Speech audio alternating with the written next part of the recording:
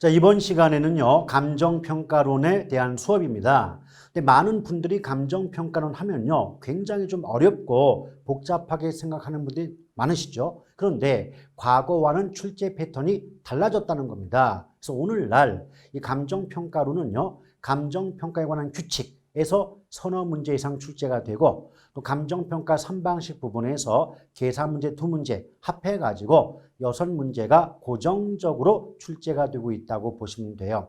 그러면 감정평가에 관한 규칙의 문제가 서너 문제 출제가 되고 있다는 것은 일종의 법조문으로서 그 조문에 대한 내용만 암기만 하고 있다면 충분히 맞출 수가 있다는 의미가 됩니다. 따라서 과거와는 달리 복잡하고 어려운 이론을 물어보기보다는 자주 출제가 되고 있는 법조문 위주로 물어보고 있기 때문에 오히려 우리한테는 보다 높은 점수를 얻는데 어떤 좋은 기회가 되고 있다라는 말씀을 드리고 싶습니다. 그러니까 결론적으로 본다면 너무 어렵게 생각하지 말아라 그런 얘기예요. 과거에는 너무 어렵게 나오니까 간평은 무조건 포기해 라는 분들이 대부분이었어요. 근데 오늘날 간평은요, 오히려 기회의 땅이다. 몇 가지 자주 나오는 부분만 외워만 두셔도 간평 6문제 중에 최소한 3, 4문제 정도는 맞춘다. 그럼 그 어렵다는 간평론 6문제 중에 3문제, 4문제 맞추면 그것보다 더 좋은 게 어디 있겠습니까? 그러니 조금만 노력하시고 또 두려움을 극복해 주신다면 충분히 좋은 점수를 얻을 수가 있는 거니까 지나치게 걱정하시거나 부담을 가질 필요는 없는 거예요. 첫째, 감정평가의 기초 나오는데 일단 감정평가의 의의, 또 필요성, 기능이 구분될 수가 있겠죠. 근데 감정평가의 의의 부분은 그 부동산, 그러니까 감정평가사 및 감정평가에 관한 법률의 규정이 있습니다. 어떤 규정인가 봤더니 감정평가란 토지 등의 경제적 가치를 판정하여 그 결과를 가액으로 표시하는 것을 말한다라고 규정한 조문이 있어요. 일종의 법조문이겠죠. 따라서 감정평가의 뜻이 뭐냐고 이렇게 굳이 달달달 외우기보다는 그 법조문 하나만 기억하시면 돼요. 나중에 기본서를 받아보시면 이 표현 말고 여러 학자들의 다양한 주장도 기본서에는 교과서이다 보니까 적혀 있겠습니다만은 그런 거 안 물어봅니다. 그냥 오직 하나, 법조문 하나만 기억하시면 돼요. 다시 한번 감정평가란 토지 등의 경제적 가치를 판정하여 그 결과를 가액으로 표시하는 것, 요거 하나만 기억하시면 되는 것이고 나중에 기본서 받아보셨을 때 다양한 학자들의 주장 그런 것들은 참고 삼아 읽어보시면 그뿐이고 만약 읽기도 싫다 그러면 안 읽어도 상관없습니다. 근데 그런 것들을 왜 기본서에 써놨느냐? 기본서는 교과서니까요. 교과서에서는요 나올 문제 안 나올 문제 가려내진 않겠죠. 모든 걸 일단 다 집어넣고 그 중에서도 나올 것만 학습하는 게 강의 자체일 것이고 이해되시겠죠? 그 다음에 왜 감정평가가 필요하냐? 감정평가가 필요한 여러 가지 이유가 있습니다. 첫 번째, 여러분 알고 계시겠지만 우리 부동산 시장은요. 부동산이 가지고 있는 여러 가지 특성들 때문에 불완전 경쟁 시장의 모습을 보이게 됩니다. 그런데 불완전 시장에서는 가치와 어떤 물건의 가격이 그 물건의 가치를 정확히 반영하고 있다고 보기가 어렵습니다. 다시 말한다면 가치와 가격이 일치하지 않게 된다는 거죠.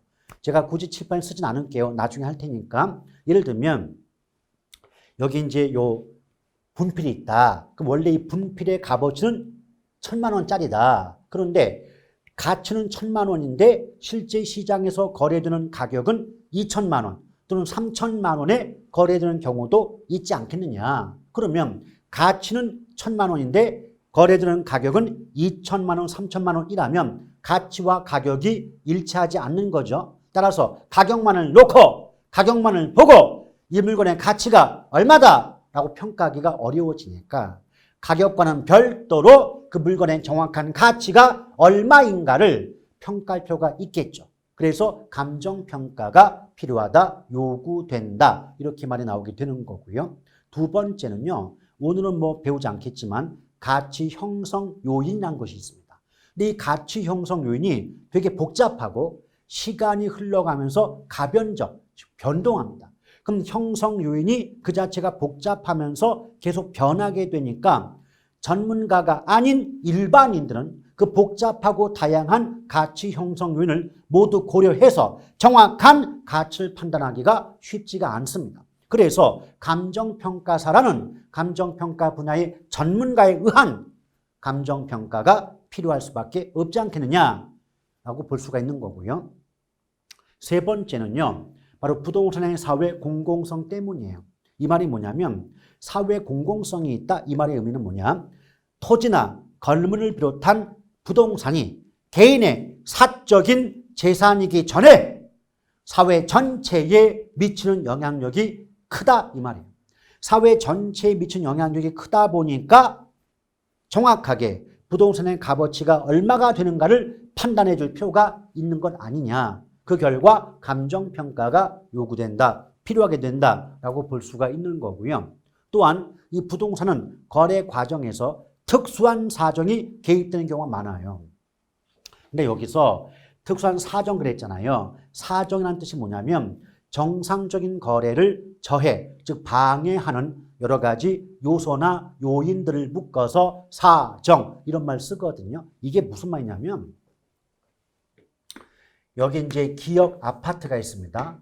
기역 아파트가 있는데 이 기역 아파트가 정상적인 거래라면 정상적인 거래가 이루어진다면 2억에 거래될 수가 있었대요. 그런데 그 매수자, 이 아파트를 사는 쪽 매수자가 원래 아파트 소유자인 매도자의 가까운 친척, 큰아버지였대요. 매수자가 큰아버지였다, 가까운 친척이었다. 그러면 현실적으로도 가까운 가까운 친척과 부동산 거래를 하면서 생판 보는 남과 똑같은 값 받기가 쉬워요, 어려워요? 어렵죠? 나중에 뒷말 나와요. 그래, 그렇게 안 받더니 말이지, 조카가 말이야. 큰아버지한테 남하고 똑같이 받아먹어? 그놈 그거 싸가지고 없구만. 뭐 이런 말 하는 경우 있지 않습니까? 현실적으로 말이에요. 그럼 어떻게 하겠어요? 이 조카, 기역 아파트 소유자가 조카라고 본다면 조카 입장에서도 큰아버지한테 아파트 팔면서 내가 원하는 값 전부 받아내기가 마음이 편치가 않을 건 아니겠습니까? 그래서 큰아버지 원래 이거 2억은 받아야 되는데요. 큰아버지에게 제가 팔아야 되는 거니까 제가 1억 8천만 받을게요. 라고 했다는 거죠. 그러면 큰아버지와의 거래 과정이라는 특수한 사정 개입됨으로써 정확한 이 아파트의 값어치는 2억이지만 실제 거래된 금액인 가격은 1억 8천일 수가 있지 않겠습니까? 맞죠? 그럼 가격은 1억 8천인데 1억 8천의 가격은 가까운 큰아버지, 가까운 친척 간의 거래라는 특수한 사정이 개입된 값이니까 만약에 큰아버지와의 거래가 아니었다면 이 부동산 얼마에 거래되었을까? 이 부동산의 정확한 값어치는 얼마였을까를 판단해 줄 필요가 있는 거 아니겠습니까? 그래서 감정평가사라는 전문가에 의한 감정평가가 요구된다, 필요하게 된다 이렇게 말이 나오게 되는 겁니다. 아시겠죠? 그래서 말은 좀 복잡하게 했지만 이런 건 나중에 이제 공부하시게 되면 딱딱 압축이 되죠. 첫째, 부동산 시장이 불안전하다 보니까 가치와 가격이 일치하지 않기 때문에 감정평가 필요하다. 둘째, 가치 형성 요인이 복잡하고 다양하다 보니까 감정평가사라는 전문가에 의한 감정평가가 필요하다. 셋째, 부동산의 사회 공공성 때문에 정확한 가치 판단, 평가가 필요하다. 그렇죠? 또 부동산 거래 과정에서는 정확한 가치를 판정하기에 복잡한 여러 가지 특수한 사정이 개입될 여지가 있으니까 정확한 가치 판단, 평가가 필요하다. 이렇게 압축될 수가 있겠죠. 또한 감정평가의 기능은 두 가지 나눠집니다. 정책적 기능과 경제적 기능 두 가지 나눠지는데 사실 얘네들은 기초는 둘째치고라도 모의고사에서조차도 거기 나오자는 대목이다 보니까 크게 신경 쓸 부분은 아니거든요. 근데 한 가지 말씀드리고 싶은 게 뭐냐면 여기 보세요. 정책이 나왔죠. 정책이니까 느낌이 정부와 또 공공과 관계가 있다는 느낌이 들지 않습니까? 그래서 뭔가 규제한다, 뭐 손실 보상한다, 세금 부과한다 이런 표현들, 단어들은 정부와 연결성 있는 표현들이기 때문에 어렵지 않게 정책적 기능 이겠구나가 구분될 수 있습니다. 근데 한 가지 조심할 것은요. 여기 보면 적정한 가격 형성 유도 그랬잖아요. 그러면 사람들이 아는 게 병이라고 가격이 형성돼? 그럼 가격은 시장에서 거래되는 과정에서 형성되니까 이건 시장과 관계가 있을 거야. 그럼 정책이 아니라 경제적 기능이 아닐까? 이런 생각을 할 수밖에 없어요. 그런데 포인트가요. 가격 형성의 포인트가 아니라 유도가 포인트예요. 그래서 부동산 시장에서 적정한 가격이 형성될 수 있도록 유도하는 건 정책의 역할이 아니겠느냐. 아시겠죠? 그래서 가격에 중점을 두게 되면 마치 시장과 관계가 있게 느껴지고 그래서 경제적 기능이 아닐까라고 착각할 수가 있지만 가격이 포인트가 아니라 가격 형성을 유도가 포인트예요. 그럼 적정한 가격이 형성되도록 유도하는 건 정책의 역할이다 보니까 이건 정책적 기능이지 경제적 기능이 아니다. 이 점을 유념할 필요가 있겠습니다. 자, 그러면서 이 정도만 구분되면 정책과 경제적 기능은 어렵지가 않고요. 또 거의 나오지도 않는 부분이죠. 그 다음에 이제 부동산 가격이론 나왔습니다. 자, 가격이론 나왔는데 일단 가격이론도 되게 원래는 복잡해요. 일단 가치와 가격의 의미라든지 또 상호 관계, 또 가격의 특징, 또 가치 형성 요인과 가치 발생 요인, 그리고 부동산 가격 원칙 이렇게 구성이 되는데 지금은 기초 입문이다 보니까 제가 다른 건 모두 생략하고요. 가치와 가격의 의미와 가치와 가격의 상호 관계에 대해서만 가볍게 설명을 드리고 넘어가 보도록 하겠습니다. 일단 가치라고 할 때 가치의 뜻이 뭔가 봤더니 우리가 땅이 됐건 건물이 됐건 부동산을 보유하게 되면 부동산을 보유함으로써 갖고 있음으로써 장래에 미래에 얻게 될 편익, 편리와 이익을 현재 가치로 환원, 지금의 가치로 만든 값을 뭐라고 말한다? 가치라고 말합니다. 아시겠죠? 그래서 부동산을 보유함으로써 얻게 될 장래의 편익을 현재 가치로 만든 값을 뭐라고 그래요? 가치라고 해요. 근데 현재 값으로 만들었기 때문에 가치는 성격상 현재 값이다 라고 보시면 돼요. 현재 값이다. 근데 이에 비해서 가격의 뜻이 뭐냐면 가격이란 가치가 시장 기구를 통하여 화폐액으로 표현된 값이 바로 뭐다? 가격이고. 그러니까 가치를 화폐액으로 표시한 값이 뭐다? 가격이 되는 거예요. 또한 가격은 실제 거래 시, 거래가 이룰 당시에 매도자와 매수자 합치면 거래 당사자 사이에 실제로 지불된 금액을 가격이라고 얘기해요. 근데 여러분 잘 봐요. 지불된 금액을 했어요. 지불이 됐다. 이미 지불이 완료가 됐다는 의미가 되겠죠. 지불이 완료가 된 거니까 시점상 과거가 되기 때문에 가격은 과거의 값이다 라고 보는 거예요. 다시 한번. 자, 가치의 뜻은요. 장래의 편익을, 장래의 이익을 현재 가치로 만든 값이 가치니까 가치는 현재 값인 거예요. 그에 비해서 가격이란 실제 거래 시 거래 당사자 사이, 매도자와 매수자 사이에 지불된 금액이 가격이죠. 지불이 됐기 때문에 완료형으로서 성격상 과거의 값이다 라고 보시면 돼요. 옛날 기출문제에서 어떻게 나왔냐면 가치는 미래의 값이고 가격은 현재의 값이다 라고 해서 땡 틀렸던 문제가 있어요. 여러분 가치는 미래의 값입니까? 현재의 값입니까? 현재의 값이죠. 그럼 가격은 현재의 값입니까? 과거의 값입니까? 과거의 값이죠. 그래서 가치와 가격의 뜻만 정확히 구분할 수 있어도 웬만한 지문은 OX가 판가름이 된다는 얘기예요. 두 번째, 여러분 제가 조금 아까 가격을 얘기할 때 가치를 화폐액으로 표시한 값이 가격이라고 했잖아요. 맞죠? 그럼 가격의 기초, 바탕에는 무엇이 깔려 있는 겁니까? 가치가 깔려 있는 거죠. 그럼 잘 생각해봐요. 가치를, 값어치를 화폐액으로 표시한 값이 가격이라면 가격의 밑바탕에는 가치가 깔려 있는 셈 아닙니까? 맞지 않습니까? 그렇죠? 그럼 이런 말 가능합니까? 가치는 가격의 기초이다. 또는 가격은 가치를 기초로 한다. 이렇게 말할 수 있는 거 아니겠습니까? 맞죠? 그 결과 가치가 상승하면 결과적으로 가격도 상승하게 되는 거죠. 뒤집어서 가치가 하락하면 결과적으로 가격도 내려갈 수밖에 없는 거죠. 그럼 여기서 두 가지를 알 수가 있습니다. 첫째, 문장 표현상 가치가 오르거나 내림에 따라서 가격도 오르거나 내린다. 이렇게 나와야지. 가치와 가격의 위치가 바뀌면 큰일 나요. 예를 들면 가격이 상승하면 가치가 상승한다. 이런 문장은 성립할 수가 없다는 겁니다. 가격과 가치 위치 바뀌면 안 돼요. 다시 한번 가치는 가격의 기초, 바탕이 되니까 가치가 변하면 가격이 바뀔 수가 있는 거죠. 그러나 가격이 변한다고 해서 가치가 바뀐다는 말은 틀렸다. 이 점을 유념할 필요가 있는 겁니다. 아시겠죠?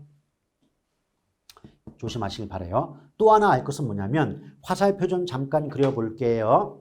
지금 가치가 오르니까 가격도 올라요. 또 가치가 내리니까 가격도 내리지 않습니까? 그럼 화살표 방향은 둘 다 같은 방향이죠. 그럼 가치와 가격이 같은 방향으로 바뀐다면 가치와 가격의 상호 관계는 비례입니까? 반비례겠습니까? 비례가 되겠죠. 그래서 가치와 가격은 비례 관계에 있다라고 보시면 돼요. 그러나 조심할 건 화폐 가치와 가격은 반비례 관계에 있다라고 보시면 돼요. 이게 무슨 말이냐면 가격이 오르잖아요. 가격이 올랐다는 건 돈 가치는 떨어진 거예요. 예쁘게 말하면 화폐의 구매력은 하락한다라고 볼 수가 있거든요. 그럼 봐봐요. 예컨대 볼펜이 있다.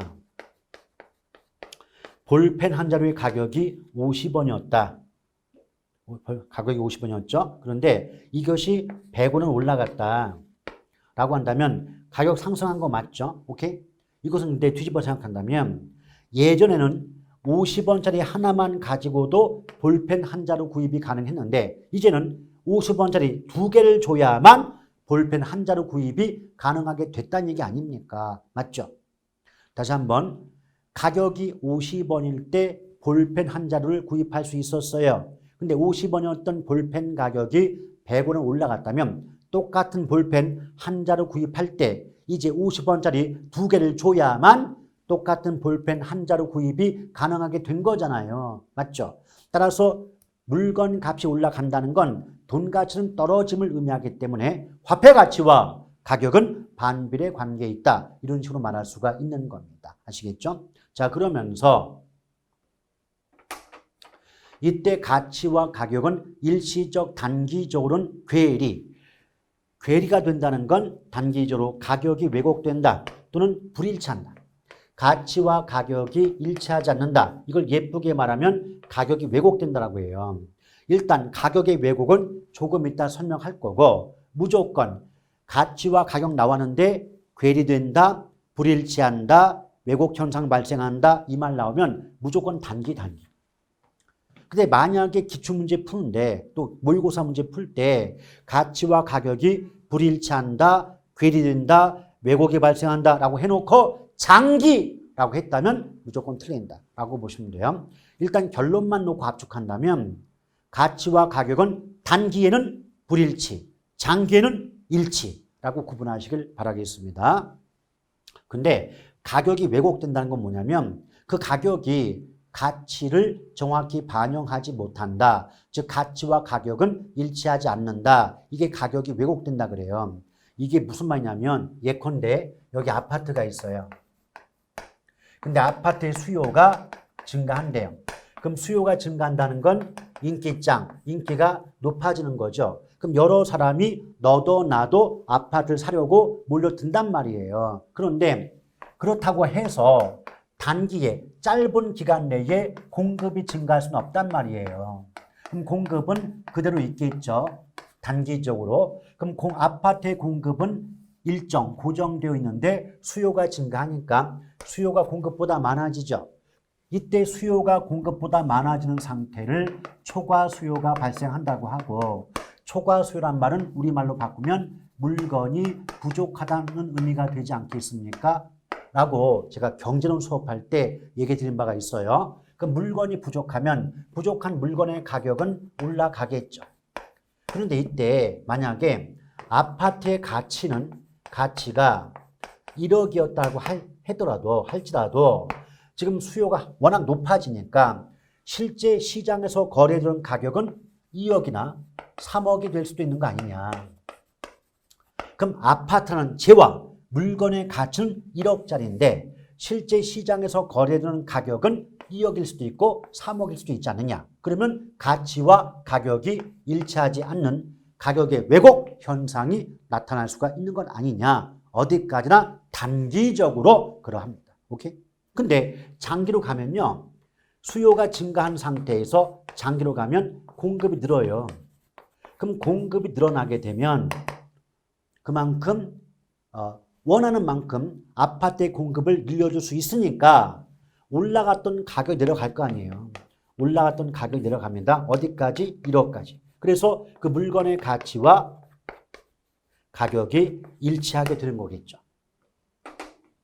근데 이런 과정을 거치긴 합니다만은 누누이 말씀이죠. 그런 과정 물어보는 게 아니라고. 결론만 물어본다고요. 그래서 저런 과정은 이해를 돕고자 한번 쓱 읽어보시면 되는 거고 또 들어보시면 되는 거고요. 저게 이해가 가셨다. 그러면 좋다. 그러니까 단기에는 수요 증가하더라도 공급이 따라잡지를 못하니까 가격이 올라가겠구나. 오케이? 그래서 가치와 가격이 일치하지 않겠구나. 근데 장기로 가면은 공급이 증가하게 돼서 가격이 내려가니까 그래서 가격이 하락함으로써 가치와 가격이 일치하겠구나. 이게 과정일 것이고 결론만 기억한다면 가치와 가격은 단기적으로 불일치, 장기적으로 일치라고만 기억하셔도 문제를 푸는 데는 전혀 지장이 없다는 것이죠.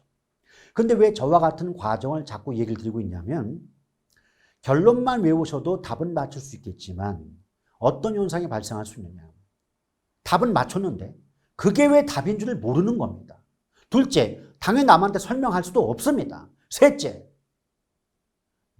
그 결론은 똑같은데, 내용은 똑같은데 어떤 단어나 지문을 다르게 바꿔놓으면 쉽게 말하면 나는 엉덩이로 외웠어. 엉덩이라고 외웠는데 출제자가 궁뎅짝, 볼기짝, 히프라고 말을 바꾸잖아요. 그러면 좀 생각해봐요. 엉덩이든 궁뎅짝이든 볼기짝이든 히프든 똑같은 말임에도 불구하고 내가 외운 건 엉덩이예요. 그럼 엉덩이가 아닌 다른 말로 문장이 나오잖아요. 나는 배운 게 없다고 느끼는 겁니다. 그리고 되게 이 문제 어렵게 냈구나. 나쁜 놈들 이렇게 말한다는 거죠. 근데 정확히 말씀드리면 출제한 사람이 잘못된 게 아니라 공부하신 분이 너무 얄팍하게 공부한 거 아닙니까? 그렇다고 해서 복잡하고 깊숙한 내용 알라고 한 것도 아니고 같은 뜻을 갖고 있는 단어 정도 좀 익혀라. 그랬는데 그 다른 단어 외우는 것도 귀찮아서 안 해놓고 문제가 이상하다, 어렵다 하시는 건 지나친 거죠. 그래서 저 역시도 복잡하고 어려운 거 싫어합니다. 그럼에도 불구하고 여러 가지 같은 뜻을 갖고 있는 말들을 많이 얘기를 드리는데 그 이유는 무슨 말, 어떤 표현을 갖고 출제가 될지는 아무도 모르는 거니까 그 정도 수준의 공부는 해야 되지 않겠느냐는 관점에서 여러 가지 뜻을 담고 있는 말들을 수업 시간에 자주 해드리고 있는 편이에요. 알아두셔야 됩니다. 이래요. 그러면서 여러분 우리가 또 가치와 가격 그럴 때 이 가치라는 말을 듣는 순간에 어떤 느낌 들어요? 뭔가 추상적이고 주관적인 느낌이 있죠. 그래서 가치는요. 바라보는 시각, 관점 또는 목적에 따라서 여러 개가 존재할 수 있습니다. 그래서 어떤 말 나오냐면 가치는 추상적이고 주관적 개념이다 보니까 주어진 시점에서 여러 개가 존재한다. 다원적이다. 이렇게 많이 나와요. 그에 비해서 가격은요. 구체적이고 객관적 개념이다 보니까 주어진 시점에서 하나만 존재한다는 거죠. 구분합니다. 가치는 추상적, 주관적. 그래서 일정 시점에서 여러 개가 존재. 그에 비해서 가격은 구체적, 객관적이다 보니까 일정 시점에서 하나만 존재. 그러니까 기출문제 분석해 보면 무엇을 섞어 놓냐면 다른 건 금방 구분이 되니까 어떤 거? 가격은 하나만 존재한다고 나와야 되는데 여러 개가 존재한다. 또 가치는 여러 개가 존재한다고 나와야 되는데 하나만 존재한다. 이 부분을 서로 섞어치기, 바꿔치기 해갖고 혼란을 유발하는 게 일반적인 패턴이라고 보시면 됩니다. 또 어떤 문장도 나온 바가 있냐면 세상에 낼 게 없었나 봐요. 기출문제 보기 속에서요. 가치의 전문가는 감정평가사이며 가격의 전문가는 공인중개사이다. 맞긴 맞는 말이죠. 맞긴 맞는 말인데 좀 그 문장 처음 접했을 때 되게 허무했어요. 얼마나 낼 보기가 없었으면 그런 말을 다 썼을까 싶은 그런 생각이 드는 거죠. 근데 요 정도만 알고 계셨던 말이 사실상 이 가격 이론의 기본적인 내용 내에서 출제가 되고 있다면 이것만 가지고도 정답 바로 구할 수가 있어요. 물론 기본 수업 들어가면 부동산 가격의 특징이라든가 또는 가치 형성 요인, 가치 발생 요인, 또 가격 원칙 관련해서 여러 가지 말을 더 배우게 되겠습니다만은 그 말을 사실 모른다더라도 이 정도만 가지고도 웬만한 문제는 풀어낼 수가 있더라는 겁니다. 그 다음에 이제 지역 분석과 개별 분석이란 말 나오는데요. 여러분, 이 지역 분석, 개별 분석이 있는데 이렇게 보시면 돼요. 그러니까 우리가 오늘은 안 배웠지만 가치 형성 요인 중에서 지역 요인이라는 것이 있고요. 또 가치 형성 요인 중 개별 요인이라는 것도 있어요. 그래서 가치 형성 요인 중 지역 요인을 분석하는 게 지역 분석이고 개별 요인을 분석하는 게 개별 분석이거든요.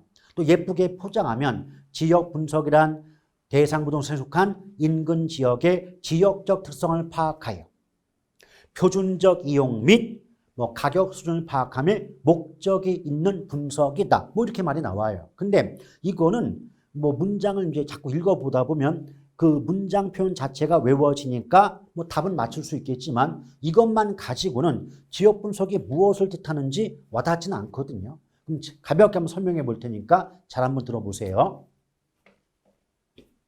어차피 우리가 지금 배우는 대목이 감정평가, 어떤 부동산의 값어치가 얼마쯤 되는가를 판단하는 그런 활동에 대해서 우리가 배우고 있는 셈 아니겠습니까? 맞죠? 자, 그럴 때 말이에요, 여러분. 여기 감정평가의 대상이 되는 대상 부동산이 A라는 주택이라고 가정해 보도록 하겠습니다. 그럼 여러분 물어볼게요. 주택은 용도가 뭐예요? 그렇죠. 주거용이죠. 이건 주거 용도의 건물이죠. 그런데 이 감정평가의 대상이 되는 이 주택을 둘러싼 주변의 다른 부동산, 주변의 다른 부동산 등을 묶어서 우린 뭐라고 한다? 환경이란 말을 써요. 물론 원칙적인 의미는 주변의 다른 부동산뿐 아니라 도로라든지 또는 학교라든지 관공서라든지 이런 모든 것들도 환경에 포함이 됩니다만은 이해를 돕고자 A라는 주택은 대상 부동산, 감정평가의 대상이 되는 부동산이고 그 주택을 둘러싼 주변의 다른 건물들, 다른 부동산들을 환경이라고 보자 이겁니다. 아시겠죠? 그럼 보세요. 근데 주변의 다른 부동산들은 모두 공업 용도로 이용되고 있더라. 한마디로 공장지대이더라. 그럼 생각해 보세요. 이걸 우리말로 바꾸면 공장 옆에 집이 있다예요. 공장 옆에 집이 있다.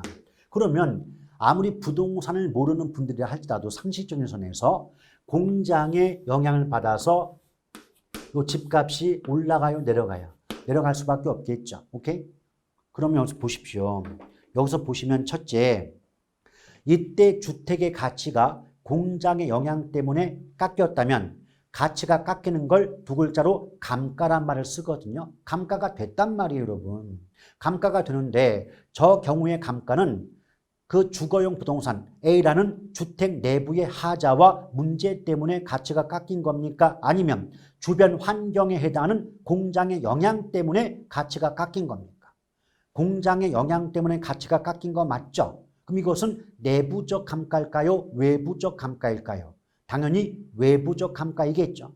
그런데 이때 외부적 감가를 다른 말로 경제적 감가라는 말을 쓰고 있다는 겁니다. 아시겠죠? 근데 지금 제가 왜 이 말씀을 드리고 있냐면 이처럼 어떤 부동산의 가치를 평가, 판단하고도 할 때 그 부동산의 가치에 영향을 줄 수 있는 외부 환경에 대한 분석을 뭐라 그런다? 지역 분석이라고 한다 이거예요. 아시겠죠? 그래서 지역 분석은 우리말로 바꾸면 외부 환경에 대한 분석이다. 외부 환경 분석 이렇게 보시면 돼요. 따라서 지역 분석을 통해서 경제적 감가, 다른 말로 외부적 감가를 파악할 수 있다. 이런 식의 문장도 충분히 나올 수가 있는 겁니다. 오케이? 또한 지역 분석 통해서요. 요 A라는 주택, 즉 감정평가의 대상이 되는 부동산이 속한 지역이 요 지역이 B동네다. 근데 B동네는 대부분의 부동산의 용도가 부동산이 대부분 주거 용도로 이용되고 있더라. 이때 이 대부분의 이용을 뭐라고 하냐면 표준적 이용이라고 말했습니다. 표준적 이용이다. 그래서 지역 분석은요. A라는 주택이 감정평가의 대상이 되는 부동산인데 그 대상 부동산에 속한 지역은 부동산이 대부분 무슨 용도로 이용되고 있느냐를 파악하는 분석이 바로 지역 분석이고 그 대부분의 이용을 표준적 이용이라는 말을 쓰고 있다는 거죠. 그래서 예쁘게 포장하면 지역적 특성을 파악하여 그 대상 지역의 표준적 이용을 파악한다. 이렇게 말이 나오는 거죠. 표준적 이용 이 말이 나옵니다. 그러면서 그 동네는 대부분 주택이 얼마의 가격대가 형성되고 있다. 이것도 지역 분석의 목적이죠. 가격대를 파악한다. 그게 가격 수준을 판정한다. 가격 수준을 파악한다. 이렇게 말할 수가 있는 겁니다. 다시 한번. 여러분 제가요. 감정평가사 곰돌이에요. 감정평가사 곰돌이 입장에서 감정평가의 대상이 되는 A라는 주택이 속한 지역은 대부분 무슨 용도로 이용되고 있는가와 더불어 그 동네는 대부분의 건물이 가격대가 어느 정도로 형성이 되고 있는가를 파악하는 걸 예쁘게 포장하면 지역 분석은 지역적 특성을 파악함으로써 표준적 이용 및 가격 수준을 판정함에 목적이 있는 분석이다라고 말하고 있는 겁니다. 오케이? 그런데 이런 지역 분석은 개별 분석에 비하면 먼저 이루어지기 때문에 선행한다는 말 쓰거든요. 그래서 어떤 말 나오냐면 일반적으로 지역 분석은 개별 분석에 선행한다. 이렇게 말이 나오게 되는 겁니다.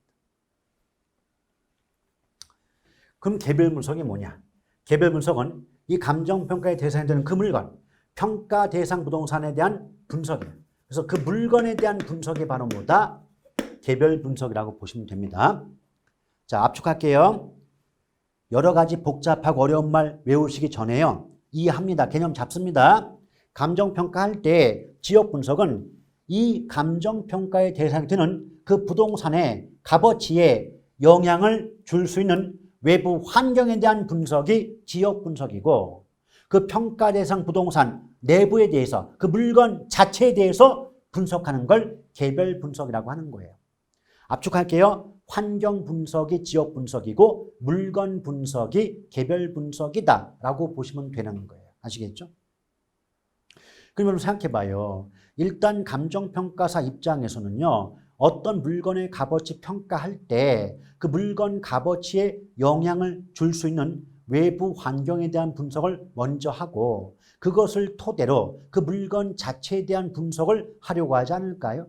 그래서 지역 분석이 선행 분석이고 개별 분석이 후행 분석이다라고 할 것이며 또 개별 분석을 통해서 그 물건 내부에 대한 분석을 통해서 그 물건의 구체적 가격, 정확히 가격이 얼마쯤 되느냐 그리고 이 물건은 가장 바람직한 용도로의 이용, 즉 최유효 이용이 무엇이냐 이걸 판단하는 게 바로 개별 분석의 목적이다라고 보시면 돼요.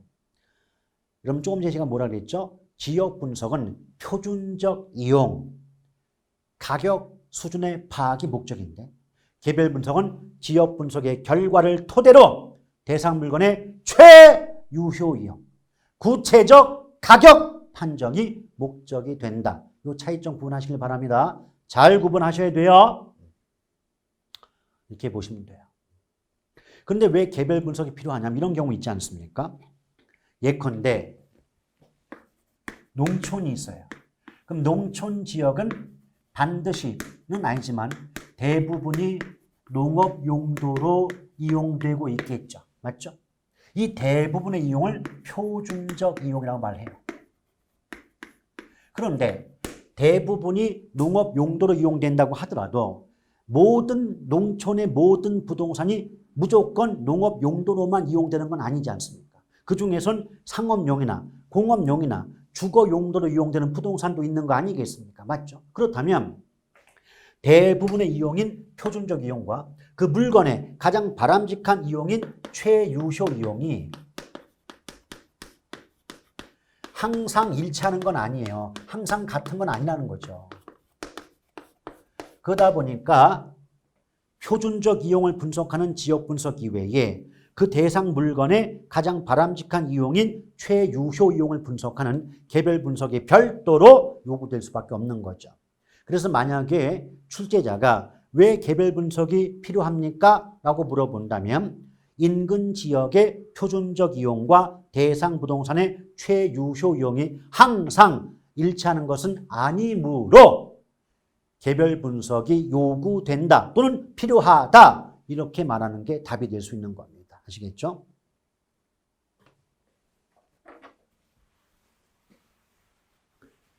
근데 여기서 이 지역 분석의 대상 지역은 크게 세 가지입니다. 인근 지역, 유사 지역, 동일 수급권 이렇게 세 가지가 그 지역 분석의 대상 지역이 될 수 있는데요. 지금 오늘 이 시간에는 가볍게 의미 정도만 하고 넘어갈게요. 일단 요 모든 것들도 학자의 주장, 저의 주장이 아니에요. 모두 법조문의 규정이에요. 감정평가에 관한 규칙에서 유사지원 이런 뜻이다. 또 인근지원 이런 뜻이야. 라고 규정하고 있기 때문에 법조문이므로 그대로 외워두실 필요가 있어요. 일단 인근지역이란 감정평가의 대상이 되는 부동산이 속한 지역으로서 부동산의 이용이 동질적이고 가치 형성 요인 중 지역 요인을 공유하는 지역을 말한다 라고 규정하고 있습니다. 그래서 대상 부동산이 속한 지역으로서 부동산의 이용이 동질적이고 가치 형성 요인 중 지역 요인을 공유하는 지역이다. 근데 과거 기출문제에서 가치 형성 요인 중 지역 요인을 빼고 개별 요인을 공유한다 라고 해서 틀렸던 문제가 있어요. 이거는 말뜻이에요. 가장 중요한 건 다른 인근 지역이나 동일 소유권과는 가장 근본적인 차이점, 감정평가의 대상이 되는 그 대상 부동산이 속한 지역이 인근 지역이라는 거, 그게 가장 큰 차이점이에요. 이에 비해서 유사 지역은요, 유사하다, 비슷하다, 인근 지역과 지역적 특성이 유사한 지역, 비슷한 지역이 유사 지역인 건 맞아요. 근데 인근 지역과 유사 지역의 근본적인 차이점은 대상 부동산이 속해 있는 지역이 아니라는 거죠. 자, 제가 조금 전에 인근 지역은 대상 부동산이 속한 지역이라고 했어요. 그에 비해서 유사 지역은 대상 부동산이 속해 있지 않은 지역. 이게 가장 큰 차이점이에요. 그래서 인근이 나왔는데 대상 부동산이 속해 있지 않다라든지 유사 지역 나왔는데 대상 부동산이 속한 지역이라고 나왔다면 바뀌어졌기 때문에 완전히 틀린 지문이다라고 보시면 됩니다. 무조건이에요. 인근 나오면 대상 부동산이 속한 지역, 유사 나오면 대상 부동산이 속하지 않은 지역, 이게 근본적인 차이점이다라고 보시면 되겠고, 또 동일 수급권은요, 인근 지역과 유사 지역을 모두 포함하는 가장 범위가 넓은 개념이다. 그 정도만 지금은 기초인문이다 보니까 이 정도만 익혀두시면 됩니다. 아시겠죠?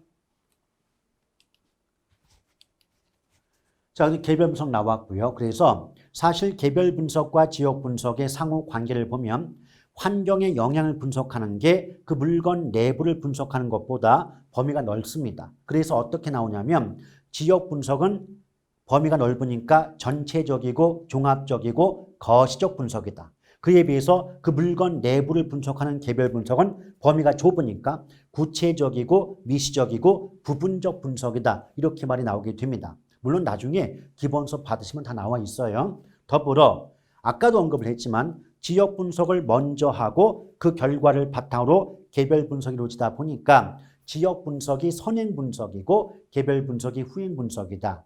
또 지역 분석의 목적은 표준적 이용, 가격 수준의 파악의 목적이 있죠. 그에 비해서 개별 분석은 최유효 이용 및 구체적 가격 판정의 목적이 있다.